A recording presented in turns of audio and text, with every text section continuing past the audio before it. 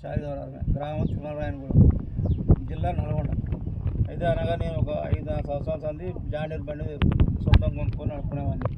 అయితే ఈరోజు ఏమైందంటే మన బీకేటీ టైర్స్ వాళ్ళు నిన్న మాకు కలిసిరు సంగతి అన్న ఇట్లా అంటే రాండి అన్న రేపు అన్నం ఒక 3-4 దిక్కులో కూడా ఇట్లా పెట్టేయడం జరిగింది. బండ్లని ఏడ పెట్టినా కూడా టైర్లు ముడుగు మంచిగా వెళ్తుంది. కేజీ మీటర్ కన్నా కూడా అలక వెళ్ళిపోతుంది బండి.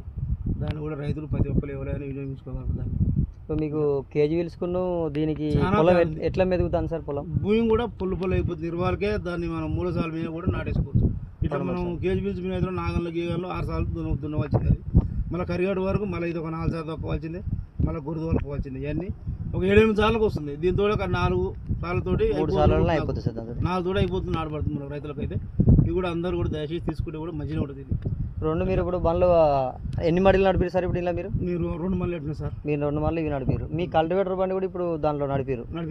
రెండు ఒకటేసారి నడిపారు కదా? ఇప్పుడు రెండింటి నడుతుంది. మీకు పట్టుకొని పోతుంది. ఇదో సాపుకి వెళ్ళిపోతుంది. మంచిగా వెళ్ళిపోతుంది. ఇదో సాపుకి వెళ్ళిపోతుంది. టైర్ల వల్ల అదో కేజీ తట్టుకొని పోతుంది. గుడుకొని కూడా అట్లా అది దాని పొజిషన్.